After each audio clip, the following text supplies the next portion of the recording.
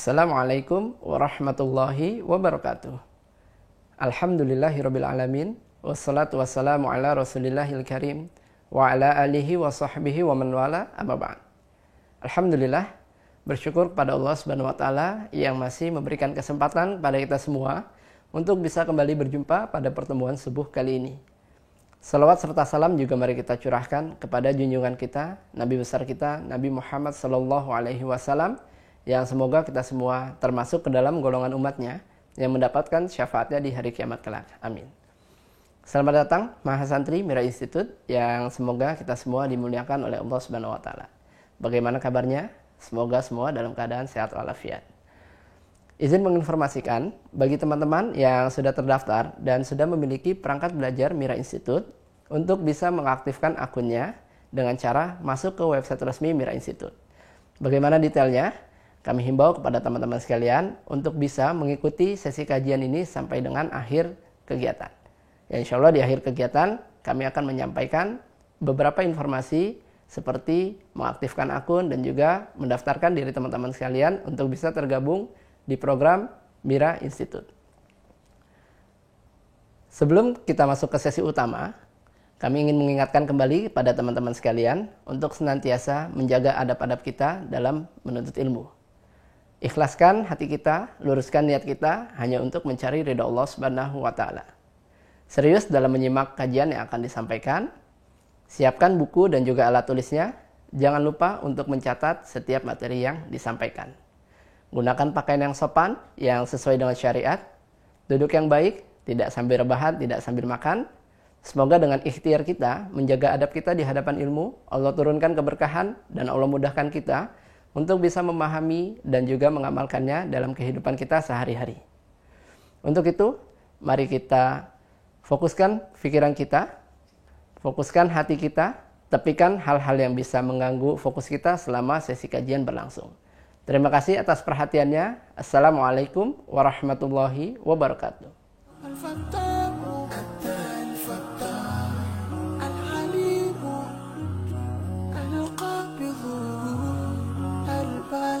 الخافض الرافع المعز المذل السميع البصير الحكم العليم اللطيف الخبير الحليم العظيم الغفور الشكور. Bismillahirrahmanirrahim. Assalamualaikum warahmatullahi wabarakatuh. Alhamdulillahi wa kafa, wassalatu wassalamu ala rasulillahil mustafa wa ala alihi wa sahbihi wa man wafa, wa ba'd. Fa ahbaballahi wa ahbaba rasulihi sallallahu alaihi wasallam. Usi nafsi wa iyyakum bitaqwallahi faqad fazal muttaqun fala tamutunna illa wa antum muslimun. Faqala ta'ala ya ayyuhalladzina amanu taqullaha haqqa tuqatih wa la tamutunna illa wa antum muslimun. Kita bermohon pada Allah Subhanahu wa taala semoga seluruh amal ibadah kita yang telah ditunaikan sampai dengan hari ini berkenan diterima oleh Allah Subhanahu wa taala, pun doa-doa kita mudah-mudahan segera dikabulkan oleh Allah dengan pengabulan terbaik, dan mudah-mudahan apa yang kita harapkan juga diijabah oleh Allah Subhanahu wa taala, khususnya ampunan-ampunan Allah dan rahmatnya. Insyaallah, amin ya rabbal alamin. Teman-teman dimanapun Anda berada, hari ini kita akan coba lanjutkan pelajaran kita terkait dengan sifat salat Nabi SAW. Penting saya ingatkan bahwa materi ini akan menjadi kebutuhan pokok bagi setiap muslim, karena salat adalah ibadah pokok yang kita tunaikan setiap hari. Dan benarnya salat akan menentukan berbagai hal yang terkait dengan kehidupan kita baik dunia ataupun akhirat. Bahwa salat bisa mempercepat terkabulnya doa, salat memberikan ketenangan kepada jiwa, salat menjadi jembatan kesuksesan dan kebahagiaan kita, salat bisa merubah perilaku kita menjadi lebih baik. Dan sampai hari ke-11 ini, dari pelajaran yang telah kita coba kaji bersama, mari kita evaluasi. Apakah salat yang telah kita tunaikan setidaknya menghasilkan satu di antara sekian banyak keistimewaan yang masih bisa kita rasakan saat di dunia ini sebelum kembali kepada Allah. Dan tentunya saat kembali ini menjadi amalan pokok yang akan dihisab pertama kali dan menjadi parameter yang diterimanya amal-amal yang lainnya. Inna awwala ma yuhasabu bihil abdu yaumal qiyamati as-salah. Idza salahat salah sairu amali wa idza fasadat fasada sairu amali. Nabi pernah memberikan satu kisi-kisi ya sebelum kita kembali kepada Allah. Nanti di akhirat amalan pertama yang akan dihisab oleh Allah itu adalah sholatnya. Jika benar sholatnya, maka ini pertanda baik akan bagusnya amal-amal lain. Tapi jika bermasalah, maka ini pun pertanda buruk bagi amal-amal yang lainnya. Ingat ya, karena sholat itu amalan pokok, sholat pembuktian keimanan kita kepada Allah, sholat pengakuan kita atas ketuhanan Allah Subhanahu wa Ta'ala dan komitmen kita dalam menyembahnya, dan sholat juga sebagai bagian dari pokok iman. Ya, karena itu Allah ketika memberikan penerimaan sholat bagi kalangan sahabat di era Nabi, Allah menyampaikan wa makana Allahu liyudhi'a imanakum. Allah nggak akan menyia-nyiakan iman kalian. Sholat disebut dengan kalimat iman untuk menunjukkan pokok keimanan kita terletak pada sholat kita. Karena itu bukan hanya di era Nabi Muhammad SAW saja sampai dengan kini. Sebelum beliau pun semua nabi-nabi sholat. Ya, karena sholat tadi pembuktian ketuhanan Allah Subhanahu wa Ta'ala yang dibuktikan oleh kita semua dengan menyembahnya dan pokok keimanan kita. Ya, ini tegas kalimatnya ketika Allah sampaikan kepada Nabi Musa alaihissalam dan diabadikan di Quran surah ke-20 Taha ayat ke-14. Innani anallahu la ilaha illa ana fa'budni wa aqimis salata li dzikri. Ya, sungguh hanya aku, Allah, kata Allah, satu-satunya Tuhan yang layak dipertuhankan, yang layak untuk disembah. Fa'budni, maka sembah aku. Bagaimana caranya? Wa aqimis salata lidzikri. Ya, la ilaha illa ana, tidak ada Tuhan selain aku, kata Allah. Fa'budni, sembah aku. Wa aqimis salata lidzikri. Dan cara menyembah Allah itu dengan menunaikan salat. Karena itu Nabi Musa salat, Nabi Isa salat. Quran surah ke-19 Maryam ayat 31-nya ya, sampai dengan 33. Kemudian Nabi Ismail ya alaihissalam salat, bahkan minta keluarganya salat. Wa kana ya'muru ahlahu bis salat. Quran surah ke-19 ayat 55. Kemudian Nabi Zakaria salat, ya bahkan memohon kepada Allah minta keturunan dalam salat. Quran surah ketiga Ali Imran ayat 38 sampai 39. Jadi demikian semua mendapatkan risalah untuk menyembah Allah, menuhankan Allah dan mengabdi kepada Allah lewat salat. Dan yang paling sempurna cara menunaikannya adalah di eranya syariat Nabi Muhammad SAW yang kita praktikkan sampai dengan saat ini. Nah, hanya apakah praktek sholat yang kita kerjakan benar seperti yang ditunjukkan Nabi, itu yang coba kita belajar untuk menyempurnakan setiap hari, bukan sekedar menggugurkan kewajiban, sehingga kita bisa menikmati penghambaan kita kepada Allah dalam sholat.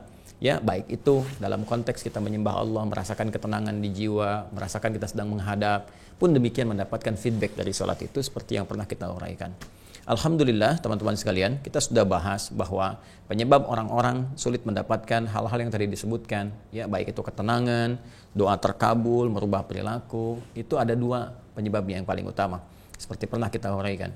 Yang pertama, kebanyakan juga ada yang tidak khusyuk, ya. Saya pernah sampaikan di Al-Baqarah ayat 45 sampai 46. Mohon izin berkenan menyimak kembali di pelajaran sebelumnya. Kemudian yang kedua, ya ada juga indikasi orang sholat tidak mengerti, tidak paham apa yang ia baca dan dia lakukan dalam sholatnya. Dan ini banyak. Alhamdulillah di pertemuan yang lalu pembahasan kita sudah sampai kepada pembahasan takbir. Ya, sudah sampai kepada pembahasan takbir. Baik dari caranya, kemudian bacaannya, pun juga dengan hikmah atau esensinya. Dan ini nanti akan kita bawa terus.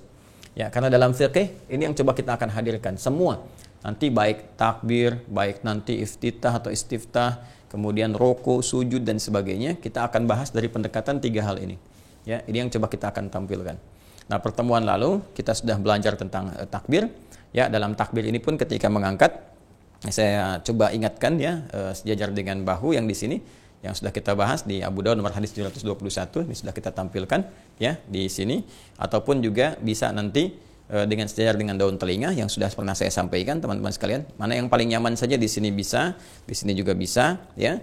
Kemudian dalam konteks kita mengangkat ini saya ingatkan kembali bahwa kita bisa bersamaan mengucapkan Allahu Akbar ya, atau diucapkan dulu Allahu Akbar kemudian kita mengangkat ya, atau kita mengangkat dulu dan meletakkan nanti tangan baru mengucapkan Allahu Akbar. Baik ya, itu bisa tiga cara. Tapi intinya dari semua ini teman-teman sekalian, maka memberikan kesan kepada kita pembuka sholat itu diharuskan kita dengan bertakbir. Dan saat bertakbir inilah kemudian takbirnya disebut dengan takbiratul ihram. Ini takbir satu-satunya dalam sholat yang disebut dengan ihram. Ya, yang lainnya intiqal nanti. Ini cuma satu-satunya disebut dengan ihram. Baik, saya sampaikan di pertemuan lalu kenapa disebut dengan ihram dari kata ahrama yang berarti mengharamkan, melarang, ya, tidak membolehkan sesuatu dilakukan. Jadi kalau sudah takbir, dilarang kita, diharamkan membawa segala hal yang tidak terkait dengan sholat. Jadi buang semua urusan dunia ke belakang, buang semua yang tidak terkait dengan sholat ke belakang. Kecuali yang akan kita mohonkan kepada Allah, apa yang akan kita mintakan. Ya, ini. kemudian kita bertakbir, buang, jangan dibawa. Yang repot kan ketika takbir semua masih dibawa, kan? Sehingga ini yang dimanfaatkan oleh setan untuk menggoda. Karena itu saya ingatkan lagi, ada setan spesifik namanya khanzab, ya, atau yang disebut juga dengan khinzib, tulisannya sama, cuma ada yang menyebut khanzab, ada yang menyebut khinzib. Dia yang memberikan was-was, ya, memberikan was-was saat kita mulai takbir. Kalau nggak percaya silakan, sebelum sholat begini biasa. Tapi begitu Anda mulai bertakbir, kemudian mulai, ya, takbir, selesai, itu datang was-was. Ya, dia mulai berwas-was dan memberikan kepada kita gambaran-gambaran. Kalau redaksi riwayatnya mengatakan bima ma'na fayaqulu udhkur kadza udhkur kadza. Ya, fayaqulu syaitanu, maka setan mulai membisikkan was-was, udhkur kadza udhkur kadza. Ingat ini, ingat ini. Hatta la yash'ural musalli kam raka'atan yusalli. Sampai orang salat itu ada yang tidak sadar berapa rakaat sedang menunaikan salatnya. Ada ya kondisi itu ya, pernah kita alami. Nah, maka dalam konteks ini kita bertakbir jangan dibawa urusan dunia-dunia yang tidak penting, yang tidak terkait dengan salat. Buang. Ya, nah saat mengangkat ini pula bersamaan di sini, ya kalau kita melihat kepada beberapa riwayat-riwayat yang sampai, di sini ada proses juga menghadirkan niat dalam sholat.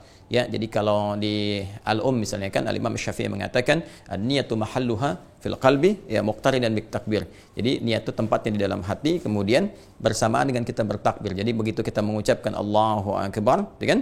Allah Maha Besar, kita menerjemahkan Allah Maha Besar, hati kita meresapi, kemudian di hati kita meniatkan, ya diarahkan mau kemana sholat ini. Kalau di dalam bahasa hati kita misalnya, ya Allah, saya ingin meniatkan sholat untuk menunaikan sholat zuhur 4 rakaat, ya kan? Jadi begitu kita bertakbir, nah ini mau maghrib misalnya kan, kita takbir Allah, ya kan? Bersamaan dengan kita mengucapkan Allahu Akbar, hati kita mengarahkan, ya Allah, saya meniatkan sholat ini untuk sholat maghrib 3 rakaat karenamu, ya kan?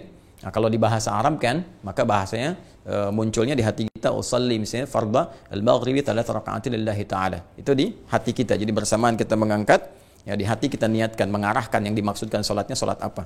Ya, walaupun ada sebagian ulama meluaskan, kalau sudah adzan maghrib ya pasti salat maghrib, ya. Kalau sudah adzan zuhur pasti salat zuhur. Tapi tidak begitu juga. Perkara luas ini akan didetailkan kembali. Ya, coba bagaimana Anda bisa memastikan demikian? Kan ada juga orang jamaah, ya, ada juga orang sholat sunnah dulu. Coba apa bedanya sholat sunnah sebelum subuh dengan sholat subuh? Sama-sama 2 rakaat, sama-sama di waktu subuh. Ya, qabliyah subuh kan setelah adzan berkumandang selesai, qabliyah subuh dulu, baru sholat subuh dulu. Apa yang membedakan antara pertama sunnah dengan fardu? Padahal sama-sama rakaatnya 2, ya, sama-sama bahkan gerakannya dan sebagainya. Yang membedakan niatnya. Karena itu niat nanti untuk takhsisul ibadah, untuk mengkhususkan ibadah apa yang mau dikerjakan. Ya, sama persis dengan jamak juga. Ya, misalnya jamaknya kamil nih, zuhur dengan asar 4-4, ya kan? Apa yang membedakan keduanya? Ya niat.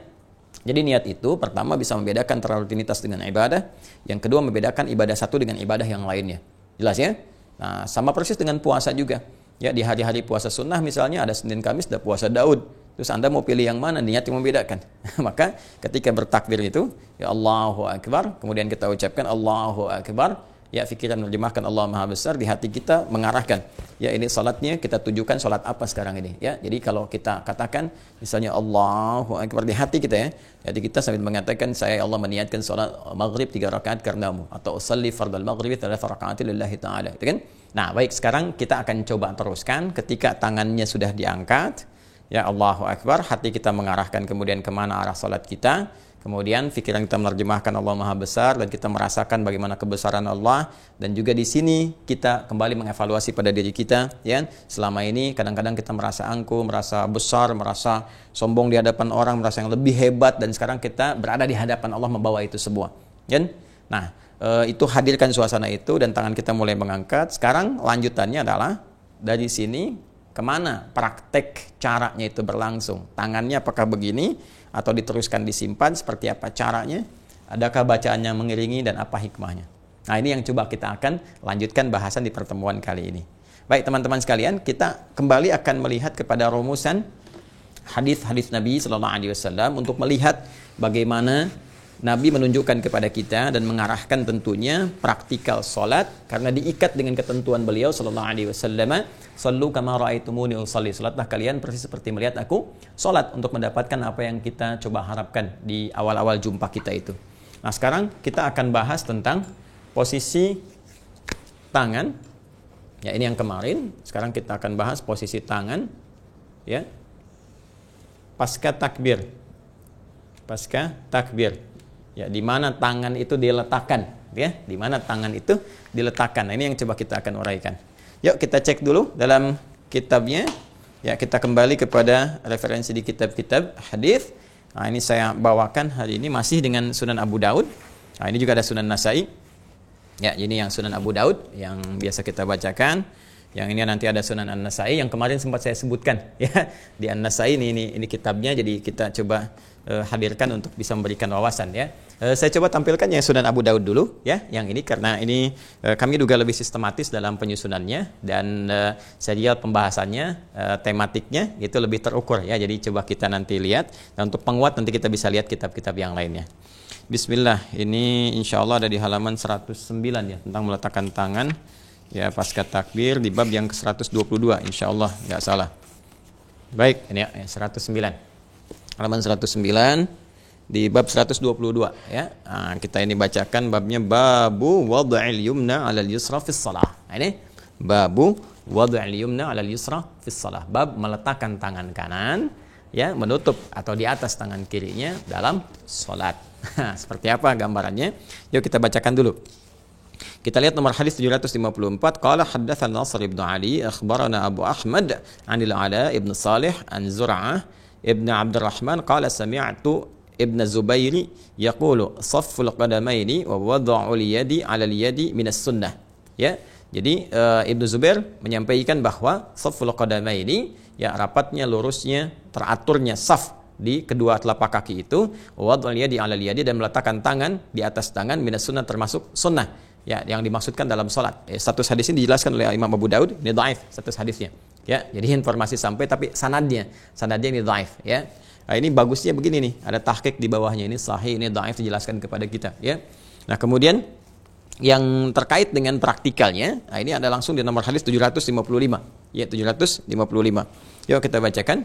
Qala haddatsana Muhammad ibn Bakkar ibn Rayyan an Hushaim ibn Bashir anil Hajjaj bin Abi Zainab an Abi Uthman An-Nahdi an Ibn Mas'ud ya radhiyallahu taala anhu annahu kana yusalli fawada'a yadahu al-yusra 'ala al-yumna fara'ahu an-nabiy sallallahu alaihi wasallam fawada'a yadahu al-yumna 'ala al-yusra. Haditsun hasanun. Masyaallah.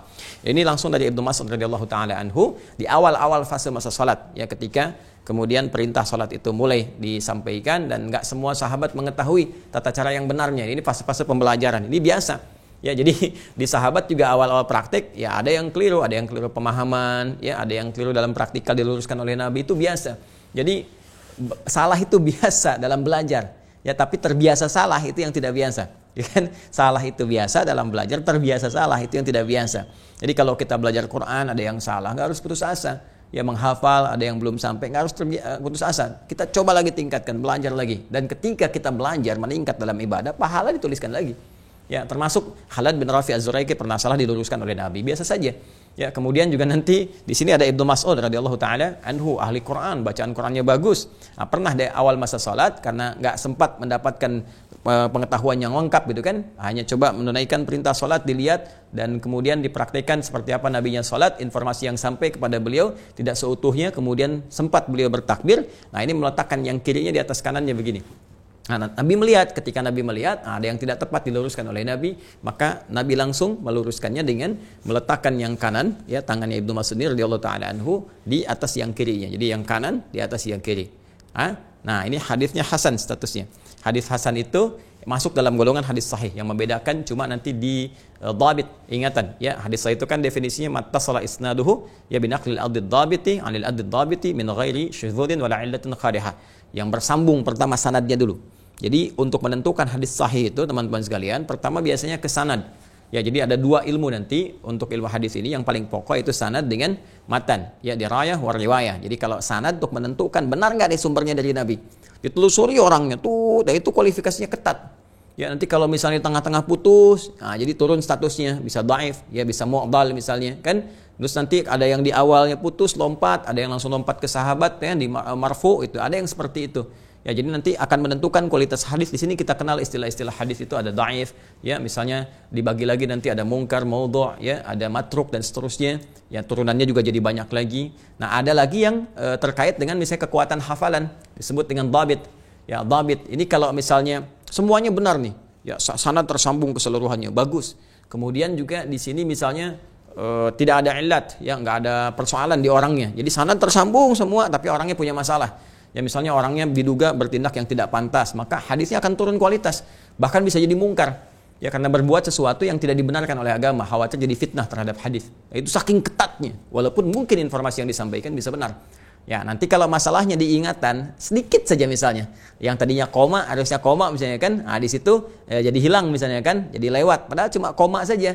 Nah itu nanti statusnya turun dobitnya dari yang 100% misalnya jadi 85% atau 90%. Nah ketika kualitas dobitnya itu turun, maka hadisnya nanti berubah dari hadis sahih jadi hasan. Ya, hasan. Jadi sahihnya sahih lidzatihi jadi hasan. Ya, jadi masih dalam konteks hadis sahih. Konteks hadis sahih semua sama betul, cuma nanti diingatan saja dan ini nanti nggak parah. Ya, kenapa nggak parah? Karena nggak merubah makna pada umumnya, karena sedikit saja dan akan dikuatkan oleh riwayat lain. Ketika dikuatkan oleh yang lainnya, misal si fulan nih, Ibnu Mas'ud meriwayatkan hadis. Kemudian nanti Mu'adz bin Jabal meriwayatkan, misalnya Ali bin Abi Thalib meriwayatkan radhiyallahu taala anhum jami'an. Yang ini ingatan berkurang misalnya kan, sedikit saja. Yang ini tetap sama kuat 100%, 100%. Maka yang ini akan mengatrol kepada yang ini. Itu yang nanti disebut dengan hadis sahih li ghairihi. Ya, ini naik status langsung sahih karena yang lain menguatkan. Jadi kalau ada hadis hasan itu masih dalam konteks hadis yang sahih. Yang mempopulerkan pertama kali istilah hadis hasan itu Imam At-Tirmidzi. Imam At-Tirmidzi, nama aslinya Muhammad, tumbuh berkembang di Tirmidzi, dikenal dengan At-Tirmidzi. Ya, jadi ini kita bisa gunakan sebagai acuan. Nah, fa wada'a yadahu al-yumna 'ala al-yusra, meletakkan tangannya yang kanan kemudian di atas yang kirinya. Baik, Nabi meminta Ibnu Mas'ud kemudian memperbaiki meletakkan tangan yang kanannya di kirinya. Nah, masih ingat? Penting kan saya sampaikan, di salat, di syariat, di wudu itu semua ketat batasannya. Sekarang tangan itu kan ini sampai ini. Ya kan? Mana nih kan yang dimaksud tangan di sini? Nah, ini kan masih informasi umum. Kadang-kadang sahabat udah pada paham tangan yang dimaksud yang ini. Tapi kan kalau orang yang nggak paham bisa berbeda. Nanti bisa ini ke sini, gitu kan? Bisa kemudian nanti ini ke sini, bisa ke sini, bisa ke sini. Kan tangan juga. Maka seperti apa batasannya? Nah ini kita coba lihat lagi teman-teman sekalian. Nah, hadis berikutnya. Baik. Bismillahirrahmanirrahim. Qala haddatsana Muhammad ibn Mahjub, haddatsana Hafiz ibn Ghiyath an Abdurrahman ibn Ishaq an Ziyad ibn Zaid an Abi Juhayf an Ali radhiyallahu ta'ala anhu karramallahu wajhahu qala min as-sunnati wad'ul kaffi 'ala al-kaffi fi as-salati tahta as-sarwati. Ya kan? Ini hadisnya dari sahabat Ali bin Abi Thalib karramallahu wajhahu, beliau menyampaikan tafsir pertama dari sahabat Ali, min as-sunnati termasuk dari sunnah, artinya mengikuti Nabi sallallahu alaihi wasallam, wad'ul kaffi 'ala al-kaffi. Ya, meletakkan ini telapak tangan yang ini, telapak tangan yang kanan di punggungnya yang kiri. Ya, jadi yang ini telapak ini yang pertama, letakkan di punggung yang kiri ini. Kemudian meletakkannya nanti di bawah pusar. Ya, ini bagian yang pertama. Cuma sayang nanti kualitas hadisnya dhaif. Hadisnya dhaif. Ya, yang dhaifnya itu yang terkait dengan pusarnya. Ya, nanti kita akan lihat. Termasuk informasi yang disampaikan sanad, dari segi sanad itu dhaif. Ya, nanti kita akan lihat. Jadi yang kita ambil pertama kali, informasi pertama, jadi telapak bertemu dengan punggung di sini ya. Baik, mari kita teruskan lagi. Nah ini kita ambil misalnya yang selanjutnya. Langsung saja ya. Qala Abu Hurairah akhdhul kaffi 'ala al-akuffi, akhdhul akuffi 'ala al-akuffi fi as-salati tahta as-sarrati. Qala Abu Daud sami'tu Ahmad bin Hanbal yudha'ifu Abdurrahman bin Ishaq al-Kufi. Jadi kenapa penyebabnya yang tadi diletakkan di telapak ketemu punggung, diletakkan di bawah pusar itu dhaif? Ya, ini Imam Ahmad bin Hanbal itu mendhaifkan Abdurrahman bin Ishaq al-Kufi. Jadi ada seorang rawi bernama Abdurrahman bin Ishaq al-Kufi, itu orangnya bermasalah sehingga hadisnya pun ikut bermasalah. Nah, lanjutannya ini yang kemudian kita bisa jadikan acuan. Haddatsana qala Abu Taubah haddatsana al-Haytham ya'ni Abi Humaid an Thawr an Sulaiman ibn Musa an Tawus qala kana Rasulullah sallallahu alaihi wasallam yada'u yadahu al-yumna 'ala yadihi al-yusra thumma yashuddu bainahuma 'ala sadrihi wa huwa fi shalah. Nah, jadi teman-teman sekalian, di sini kalau kita teruskan nanti kita juga bisa ambil dari yang An-Nasa'i, hadis riwayat Muslim, nanti untuk mempersingkat saja, untuk mempercepat supaya apa yang kita sampaikan singkat kultum dalam menjelang buka ini bisa lebih efektif. Jadi nanti secara singkat ada 3 bagian yang bisa kita letakkan dalam konteks kita bertakbir ya, untuk meletakkan tangan. Jadi yang pertama begini, sudah diangkat. Pertama meletakkan ini, teman-teman sekalian, telapak yang ini di punggung yang kiri, telapak yang kanan di punggung yang kiri begini.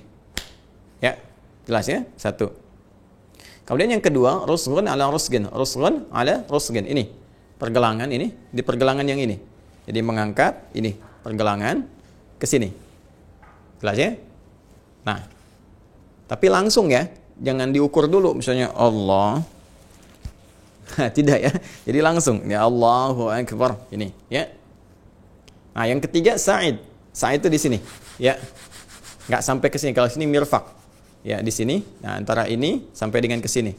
Ya, jadi begini. Dilebihkan sedikit lah paling gampang. Jadi telapak ini letakkan di sini. Paling gampang di sini. Dan enggak nyampe ke sini. Justru ini nanti ada riwayat mengatakan dikecam. Nabi tidak menyukai orang salat dengan seperti orang sombong dalam bertakbir. Yang dimaksud sombong itu ada yang menafsirkan meletakkan telapaknya di siku begini. Ya, seperti ngawasin proyek kan begini. Itu ya, mendorin proyek gitu. Ini kan sedang menghadap Allah, ya. Awas hati-hati nih, sedang di puncak misalnya subuh-subuh dingin luar biasa. Allahu Akbar begini kita. Nah, itu tidak. Tetap di sini 3 posisi. 1 di sini, 2 di sini, 3 agak lewat ke sini di sini. Ya, jadi silahkan pilih mana yang nyaman di sini atau di sini. Nanti hadisnya spesifik. Ini hadisnya sahih, ya. Nah, cuma nanti perbedaannya ketika sudah meletakkan seperti ini, letakkannya di mana? Ya, apakah tadi di bawah pusar yang disebutkan hadis riwayat Ali bin Abi Thalib, ya kan? Ataukah kemudian dari Taus, kan? Diletakkannya di dada. Dada itu sebelah mana? Apakah yang ini? Apakah yang ini? Gitu kan? Nah, itu yang kita lihat teman-teman sekalian. Nah, dari 2 perbandingan ini, saya penting sampaikan dulu asal mula ketika mengangkat ini seperti ini, itu asal mulanya irsal, begini. Irsal itu tidak meletakkan sama sekali. Jadi begini asal mulanya di awal-awal masa salat. Ya, seperti ini teman-teman sekalian. Ulang ya, jadi bertakbir Allahu Akbar ini seperti ini. Ini nanti riwayatnya banyak diriwayatkan oleh Imam Malik. Jadi di Malikiyah ya, rahimahullah jami'an, di Malikiyah itu kalau Anda misalnya melihat nanti ada orang salat begini, Masjidil Haram misalnya kan, takbir Allahu Akbar. Nah, itu Maliki.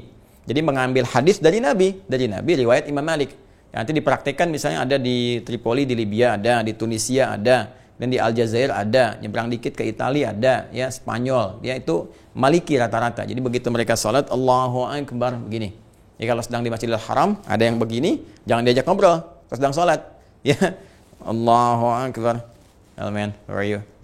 Dia sedang sholat. Ya, jangan diajak ngobrol. Jadi ini dia begini. Ya, dan ini jangan ditafsirkan juga Syiah. Ya, jangan tafsir setiap yang begini Syiah. Oh, tuh Syiah gitu.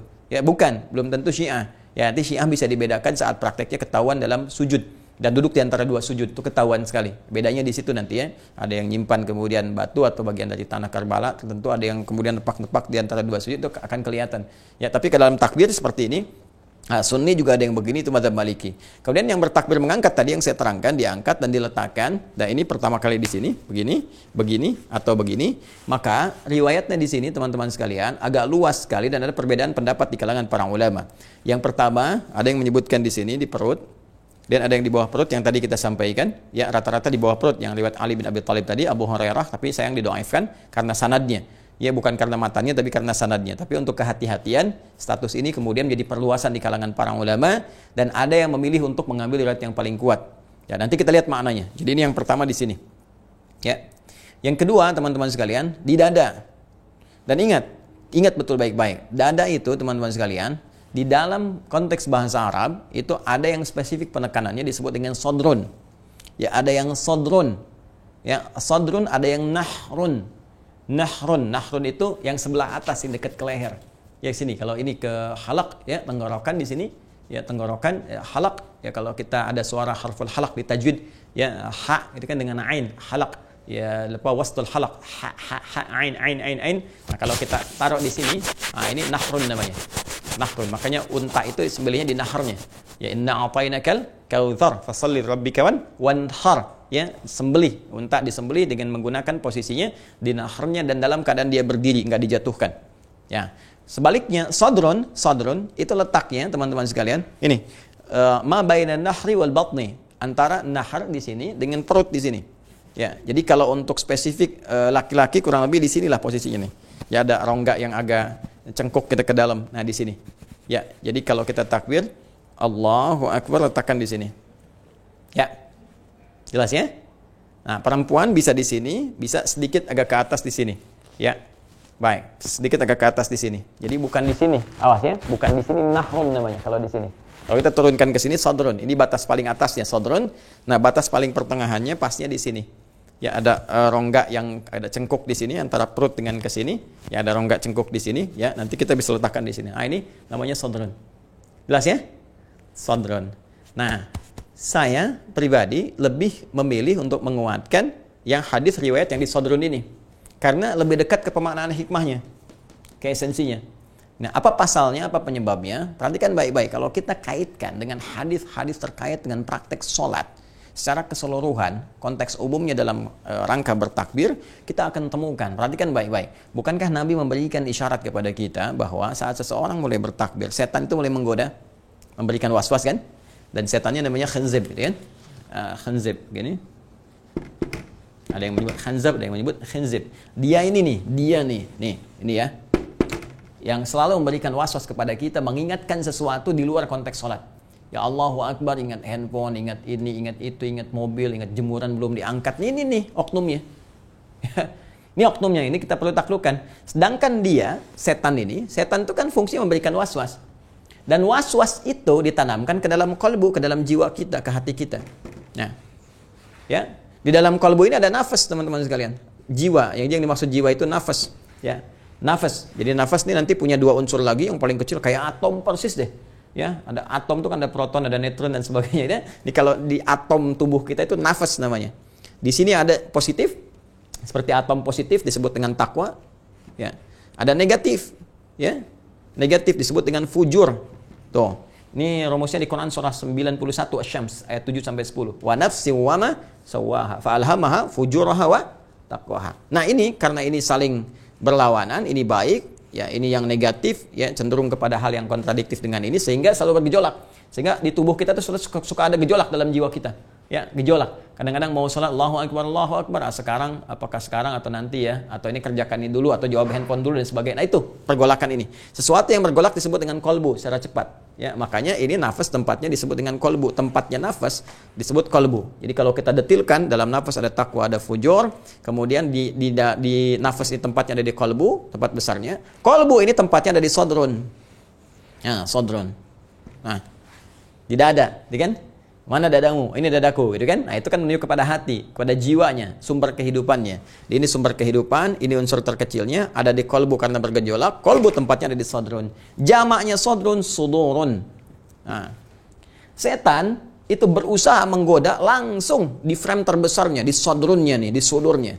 Ya, supaya ininya terus digolakin. Ya, jadi semakin menggolak gitu kan, semakin muncul kegelisahan dan sebagainya, dan ini juga kena. Nah, ini juga berusaha fujur dibangkitkan. Ya, kalau fujur dibangkitkan, takwa yang ditekan. Nah, ini yang paling bahaya, muncullah keburukan-keburukan.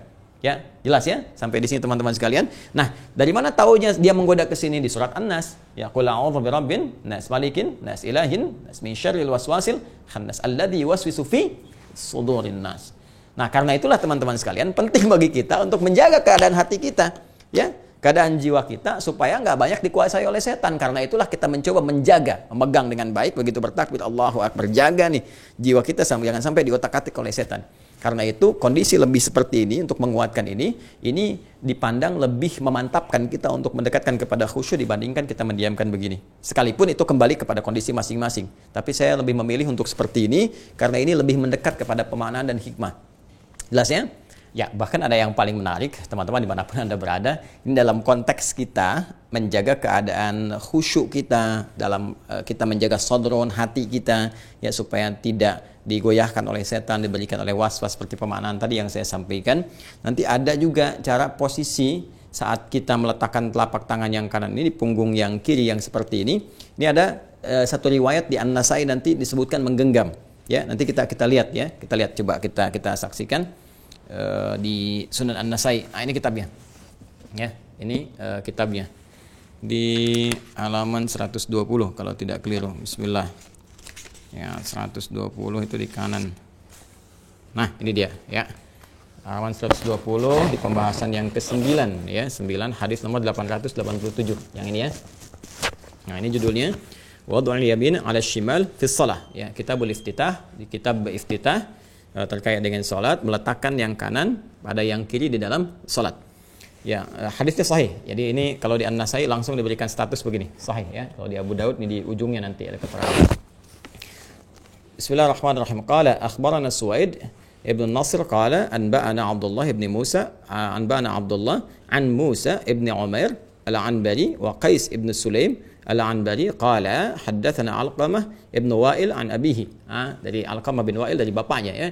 Qala ra'aitu Rasulullah sallallahu alaihi wasallam idza kana qa'iman fi as-salati qabada bi yaminihi 'ala shimalihi. Ini Nah, ini kalau kita temukan dari Alqamah bin Wa'il dari bapaknya, jadi ketika beliau menyaksikan salatnya Rasulullah SAW saat beliau bertakbir, itu qabada biyaminihi ya ala shimalihi fi shalah. Jadi beliau kemudian menggenggam, qabada itu seperti ini. Ya, menggenggam yang telapak kanannya ke yang kirinya di salat. Jadi seperti ini. Ya, jadi boleh kita yang pertama tadi seperti ini, meletakkan begini saja. Kemudian begini, rusun ala ruskan begini. Ya, kemudian sa'id ke sini sedikit. Ini pun nanti di An-Nasai ada hadis berikutnya yang menerangkan yang telapak ya, kemudian ke rusun pergelangan sampai ke sa'id. Ini kalau kita baca hadis nomor 889 ya, ini kita temukan. Baik, 889. Nah, di sini ada redaksinya. Thumma wada'a yadahu al-yumna 'ala kaffihi al-yusra war-rusghi was-sa'id ya. Wa kaffihi al-yusra war-rusghi was-sa'id. Ini diletakkan begini, war-rusghi ini, was-sa'id di sini. Nah, yang tadi sampai qabada sampai begini. Ya, artinya saking pentingnya kita menjaga keadaan khusyuan hati kita, menjaga jiwa kita gitu kan ketika kita menunaikan salat supaya tidak banyak was-was setan memberikan pengaruh pada salat kita.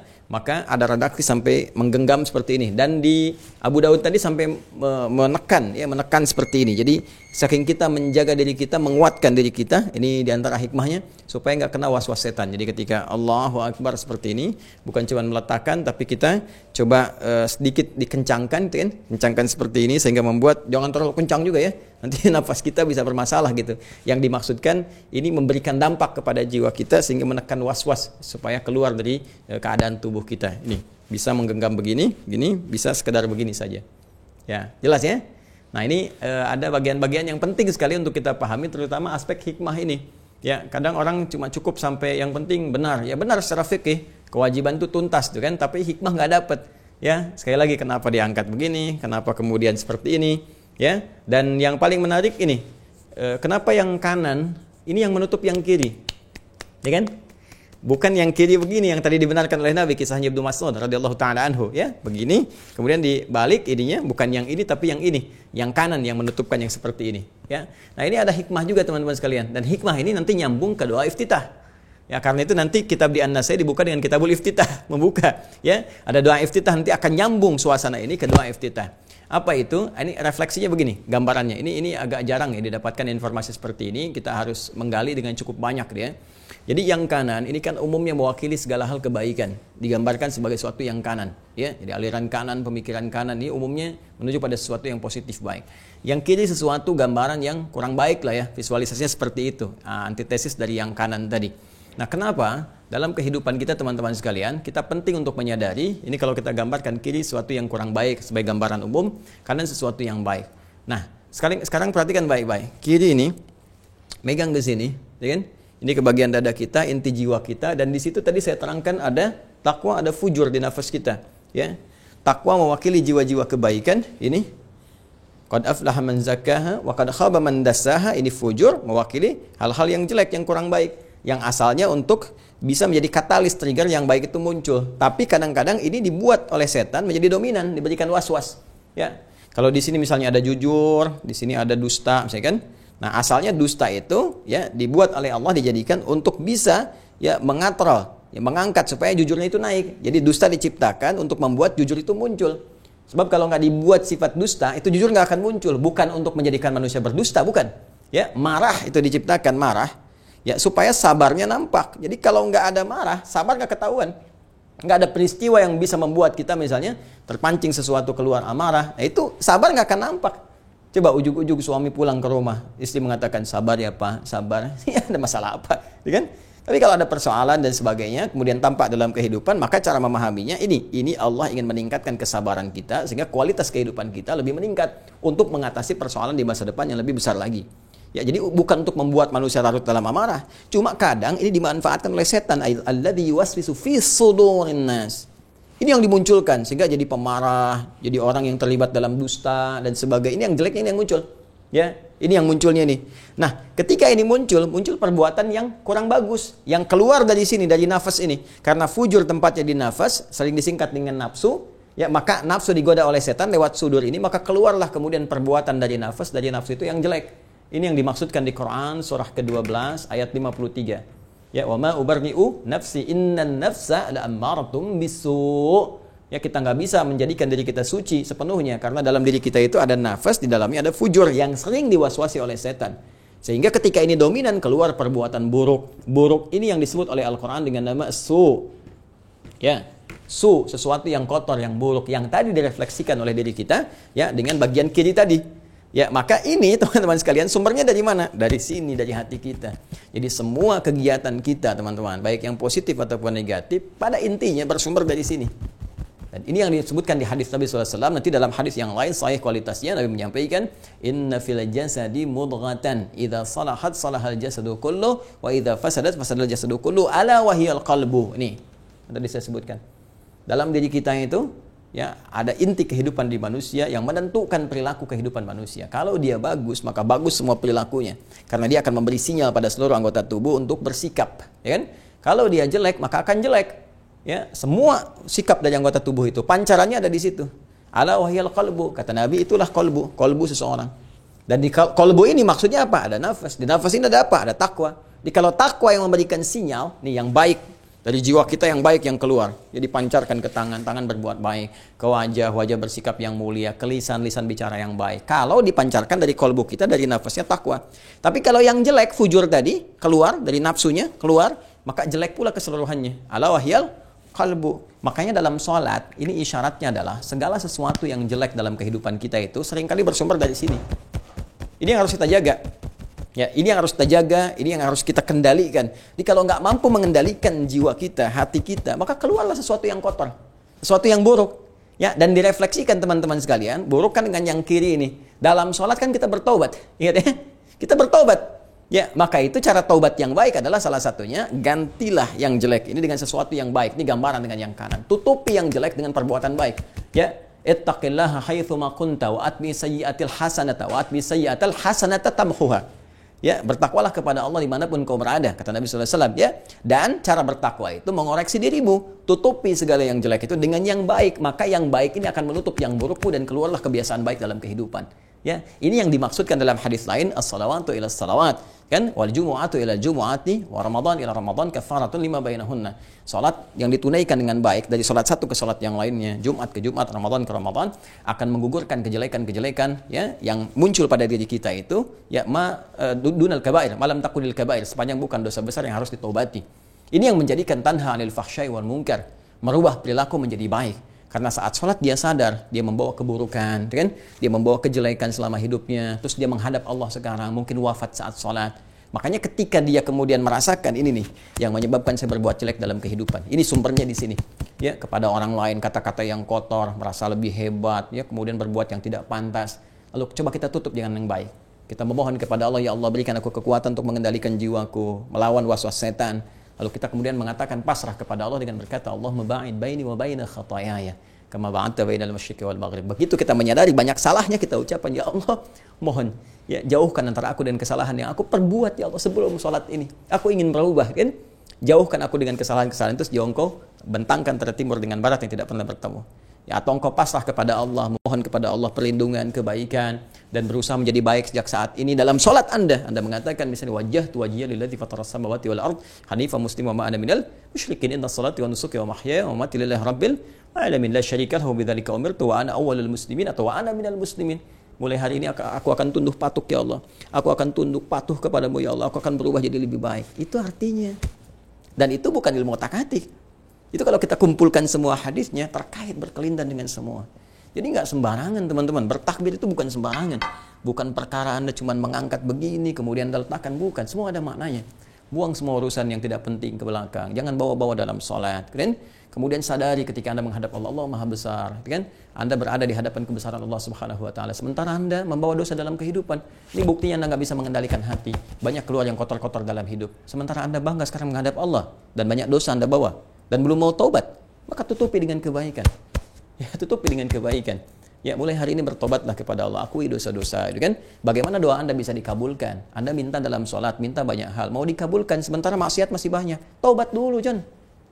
Taubat dulu. Tutupi dulu dengan yang baik seperti ini. Ya, berjanji kepada Allah, genggam ini untuk menguatkan tekad kita. Itu maknanya. Ya, makanya ada beberapa kejadian yang terjadi dan turun ayat kemudian yang membenarkan peristiwa ini untuk menghapuskan dosa. Ya, contoh misalnya asbabun nuzul Quran surah ke-11 Hud ayat 114. Itu kan ada orang berbuat salah, terus dia minta dihukum kepada Nabi. Nabi dia mendekati waktu sholat. Ya, begitu kemudian selesai sholat, dia pun ikut sholat. Ya, terus dia minta lagi dihukum kepada Nabi. Turunlah Quran surah ke-11 Hud ayat 114. Aqimis salata tarafain nahar wa zulafan minal lail innal hasanati yudhibnas sayyiat. Kan? Tunaikan sholat ya di kedua waktu siang, kemudian sampai dengan malam. Maksudnya dari mulai zuhur sampai dengan ke asar, subuh sampai dengan ke asar, itu kan dua waktu bentangan, sampai dengan ke malam, maghrib ke isya. Innal hasanati, semua perbuatan baik itu, sholat itu disebut hasanah. Jamaknya hasanat. Semua sholat ini itu menjadi hasanat. Kata Allah langsung, yudhibnas sayyiat, yang seharusnya ketika ditunaikan dia menggugurkan, menghilangkan semua yang jelek-jelek. Jadi kalau kita benar sholat ya kita bertekad, ini hilang kebiasaan jelek ini, ditutup pada yang baik. Ya. Ya, dan ini dimunculkan juga oleh Al-Imam An-Nawawi dalam Al-Arba'innya. Hadis-hadis tadi, cuman kadang ketika membahas itu nggak nyampe karena nggak dikaitkan dengan pembahasan ini. Ya, seperti yang tentang inna fil jasadi kan di nomor yang ke-6. Terus ittaqillaha haitsu ma kunta nomor ke-18 itu kan? Ada kan? Ittaqillaha haitsu ma kunta wa atbi sayyi'atal hasanata tamhuha. Itu ada dari Muaz bin Jabal gitu kan radhiyallahu taala anhu, ya. Nah, jadi hal-hal yang semacam ini teman-teman sekalian ini penting untuk kita bahas sehingga kualitas salat kita menjadi berubah lebih baik. Ya, dari mulai bertakbir, ingat tadi ya.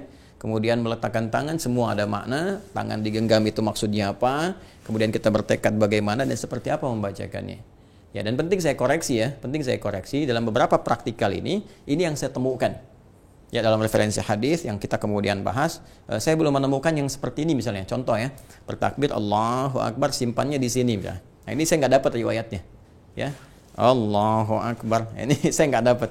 Ya, bahkan mohon maaf, saking sulitnya saya menemukan, jangankan di kitab sahih, di kitab hadis palsu pun saya nggak ketemu. Ya, jadi saking palsunya pemalsu hadis pun tidak tertarik memalsukan hadis ini karena memang susah nggak nemukan gitu. Ya, yang ada di sini paling kan, yang ada di sini misalnya atau di sini. Nah, di antara itu semua saya lebih menguatkan yang di dada. Ya, sadrun di sini. Ya, dengan catatan apa? Catatan tadi makna yang telah kita uraikan dari Al-Qur'an, dari hadis, korelasi dan praktek Nabi sallallahu alaihi wasallam. Ya, pun demikian yang misalnya yang seperti ini, mohon izin ya, saya tidak bermaksud menyalahkan ya, tapi saya nggak menemukan dalil referensi, jangankan di yang saya di kitab palsu pun nggak saya temukan. Jadi jangan terlalu repot gitu kan, yang ada aja yang kita praktekkan, nggak usah terlalu kreatif gitu kan. Kemudian yang mengangkat seperti ini, ya ini yang saya temukan sekali begini gitu kan. Nah, jadi saya tidak menemukan juga misalnya yang seperti ini, memutar begini. Ya, nah saya belum temukan yang Allahu Akbar. Nah, ini saya nggak temukan. Ya, mungkin ini agak keseleo pemahaman. Keseleo pemahaman itu maksudnya begini. Tadi kan ada praktek Ibnu Mas'ud itu kan, radhiyallahu taala anhu, yang tadinya di kiri begini kan, kiri begini. Kemudian teman-teman sekalian oleh Nabi dibetulkan, bukan di sini tapi yang ini yang masuk begini. Ya, jadi sebagian ada yang mempraktekkan begini, terus gini gitu ya. Nah, itu mungkin mencoba memadukan hadis tapi caranya nggak tepat. Justru Nabi meluruskan, bukan ingin dipraktekkan begitu lagi. Jadi langsung aja John, ya takbir Allahu Akbar begini. Jelas ya? Baik, jadi nggak usah diputar lagi begini dan nggak usah punya perasaan nggak enak sama Allah, masa kiri dulu kanan dulu baru gini, nggak usah. Ya, jadi sesuai ketentuan saja. Sallu kama ra'aitumuni usalli, takbir, ya langsung begini. Jadi tidak usah kemudian begini, nah, diputar begini, apalagi angkat kaki sedikit begini gitu ya. Nah, itu kita sesuaikan. Ya, kita mencoba mencari referensi ya, walaupun mungkin teman-teman temukan referensinya, alhamdulillah. Tinggal nanti silahkan jadi rujukan mana yang paling kuat. Jadi di sini kita tidak menempatkan dan saling menyalahkan, tidak, tapi lebih kepada menggali. Ayo coba ini dalilnya mana, ini referensinya mana. Dari sini nanti kita kemudian pahami dan gali makna serta esensi dalam kehidupannya. Nah, kurang lebih seperti ini pembahasan sampai kita bersedekah. Baru begini nih. Nah, kan tadi sudah merasa kan? Sudah merasa banyak salah, pengen ditutupin, pengen apa. Nah, sekarang bagaimana memohonnya kepada Allah supaya kesalahan itu digugurkan oleh Allah. Lihat stepnya. Dari mulai takbir, gitu kan? Terus kita bersungguh-sungguh berniat, mengharap ridha Allah, khusyuk. Mungkin ini juga hari terakhir kita kembali bertakbir itu, kemudian meletakkan apa maknanya. Ya, begitu kita buang semua urusan tidak terkait dengan sholat, kita berjanji mengevaluasi diri. Ini kita rasakan banyak salah dalam hidup. Bayangkan apa sih yang salahnya itu? Jangan dulu minta sesuatu tapi kotor. Anda banyak salah sama orang, terus tiba-tiba datang kepada orang itu langsung mau pengen permintaan. Apa dikasih? Ya, gak mungkin kan? Nah, sekarang Anda sama Allah lebih daripada itu. Allah itu Rahman, Rahim, pasti memberi. Tapi kan ada adabnya. Masa ya Anda menghadap Allah punya merasa banyak salah langsung pengen minta dikabulkan? Anda siapa? Ya, maka dari itu kita evaluasi diri, rasakan, kemudian kita merasakan bahwa ingin menutup dengan kebaikan-kebaikan, ingin kita hilangkan, lalu kita memohon kepada Allah sebelum minta dengan Al-Fatihah itu. Kita ingin memohon bagaimana kesalahannya diampuni, bagaimana dibersihkan oleh Allah, sebelum nanti kita berpasrah kepada Allah dan meminta segala kebutuhan kita. Ada bacaannya sampai dengan 9 lafaz yang bisa kita pilih dan berdasarkan situasinya. Nah, insya Allah pembahasan itu nanti kita akan teruskan esok hari, teman-teman sekalian. Jadi saya kira kita cukupkan dulu ya untuk pembahasan ini. Jadi ini saya datangkan yang baru. Kemarin Al-Bukhari sudah, Abu Daud, ini Sunan An-Nasai. Nanti kita akan tambah terus ya beberapa yang kalau ada keterkaitan kitabnya. Jadi kita baru takbir, baru meletakkan tangan. Ya, belum kemudian disambungkan kembali. Semoga Allah berikan kelapangan pada kita untuk bisa menuntaskan pembahasan dengan izin Allah Subhanahu wa taala dan diberikan petunjuk supaya membahas dengan benar, mengamalkan dengan benar dan mendapatkan apa yang Allah janjikan kepada kita semua. Allahumma taqabbal minna innaka antas samiul alim wa tub alaina innaka antat tawwabur rahim. Allahumma ij'alna minal musallin waj'alna minal khashi'in waj'alna min ibadikas salihin wa sallallahu ala sayyidina Muhammadin wa ala alihi wa sahbihi ajma'in wa akhiru da'wana alhamdulillahi rabbil alamin subhanakallahumma bihamdika nashhadu an la ilaha illa anta nastaghfiruka wa natubu ilaik. Assalamualaikum warahmatullahi wabarakatuh.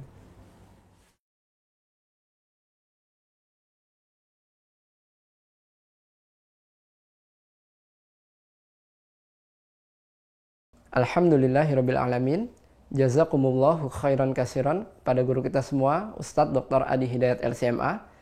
Mari kita bermohon kepada Allah Subhanahu wa taala, semoga Allah senantiasa mengampuni dosa dan kesalahan beliau beserta keluarga, memberikan kesehatan dan juga umur yang panjang dalam ketaatan, juga memudahkan segala urusannya, baik urusan dunia maupun urusan akhiratnya. Amin.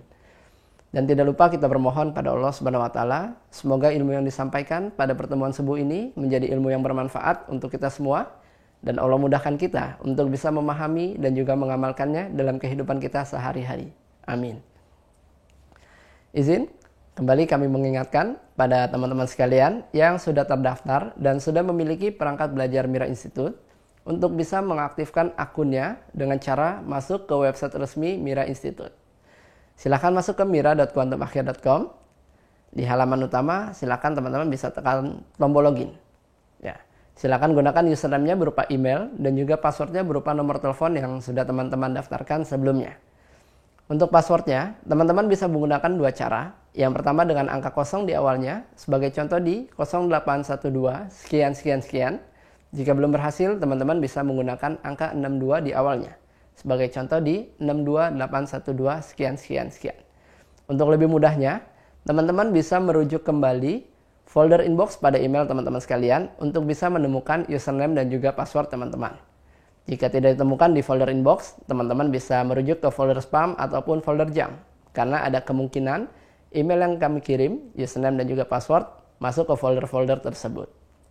Setelah teman-teman masuk, silakan lengkapi data diri teman-teman sekalian, seperti mengupload foto profil teman-teman dan melengkapi data yang harusnya diisi oleh teman-teman sekalian. Agar data teman-teman bisa terbaca oleh tim kami dan teman-teman bisa menikmati setiap fitur yang sudah disajikan di website resmi Mira Institute, seperti mendownload kitab-kitab rujukan ataupun materi yang sudah di-scan oleh admin dan sudah di-upload di website, dan teman-teman bisa mereview kembali video materi dari awal pertemuan. Juga teman-teman bisa mengevaluasi pemahaman teman-teman sekalian dengan menjawab beragam macam pertanyaan yang sudah disajikan di website resmi Mira Institute. Dan yang paling penting, insya Allah jika nanti sudah ada kesempatannya untuk kajian offline, jika teman-teman sudah mengaktifkan akunnya dan datanya sudah terbaca oleh sistem kami, teman-teman mendapatkan kesempatan untuk bisa mendapatkan undangan untuk mengikuti sesi kajian offline bersama guru kita Ustadz Dr. Adi Hidayat LCMA. Bagi teman-teman yang ingin tergabung menjadi mahasantri di Mira Institute, kesempatan masih terbuka. Silahkan daftarkan diri teman-teman sekalian di website yang sama di mira.quantumakhir.com.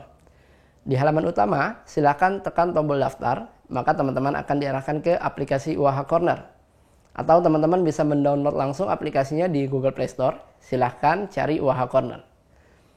Di halaman utama, aplikasi UAH Corner, teman-teman pastikan memilih paket buku belajar atau paket buku spesial Mira Institute. Sekali lagi, pastikan yang dipilih adalah paket buku spesial Mira Institute. Jangan salah pilih. Nah, pastikan saat teman-teman mendaftar, emailnya aktif dan nomor teleponnya ada WhatsApp-nya, agar tim admin bisa mengirimkan username dan juga password kepada teman-teman sekalian. Dan juga bisa mengirimkan informasi lanjutan seputar kegiatan di Mira Institute. Dan bagi teman-teman yang berada di luar negeri, teman-teman bisa menghubungi admin Mira Institute khusus luar negeri seperti yang sudah tertera pada layar teman-teman sekalian. Bagi teman-teman yang sudah tergabung dan yang baru tergabung, kami himbau pada teman-teman sekalian untuk bisa mengikuti sesi materi dari awal pertemuan, dari bab Muqaddimah, lalu ke episode 1, episode 2, dan selanjutnya secara bertahap. Agar pemahaman teman-teman bisa tersambung antara pertemuan satu dengan pertemuan lainnya, bisa terkorelasi, dan pemahaman teman-teman juga bisa lebih maksimal. Jangan lupa untuk bisa mengikuti ujian di setiap babnya, agar teman-teman bisa lanjut ke bab berikutnya, dan mendapatkan sesi undangan via Zoom bersama guru kita, Ustadz Dr. Adi Hidayat LCMA. Jangan lupa yang sudah tergabung menjadi Mas Santri di Mira Institute untuk bisa join di grup resminya Mira Institute yang ada di Facebook dan juga di Telegram. Silahkan sesuaikan namanya seperti yang sudah tertera pada layar teman-teman sekalian. Dan secara umum bagi teman-teman yang ingin mengambil manfaat dan juga pembelajaran dari pembelajaran Mira Institute, teman-teman bisa mensubscribe YouTube channelnya Mira Institute. Silahkan dicari logonya sesuai dengan yang ada pada bagian kiri atas layar teman-teman sekalian. Ya, pastikan jangan sampai salah. Dan bagi yang ingin mengetahui video-video terbaru dari guru kita, Ustadz Dr. Adi Hidayat LCMA, teman-teman bisa mensubscribe YouTube channelnya Adi Hidayat Official. Jangan lupa untuk tekan tombol loncengnya agar setiap notifikasi terbaru bisa langsung masuk ke perangkat teman-teman sekalian. Dan yang terakhir, bagi teman-teman yang ingin mengambil kesempatan untuk pembangunan pesantren Mira Institute, teman-teman bisa menyalurkan donasinya melalui rekening Bank Syariah Indonesia dengan kode bank 451 dan nomor rekening 11144444142 atas nama Yayasan Mahat Islam Rafia Akhyar, seperti yang sudah tertera pada layar teman-teman sekalian. Baik, ini saja yang bisa kami sampaikan. Saya Fadil, mewakili tim Mira yang bertugas. Jika ada hal yang kurang berkenan, kami mohon maaf. Terima kasih atas perhatiannya. Assalamualaikum warahmatullahi wabarakatuh.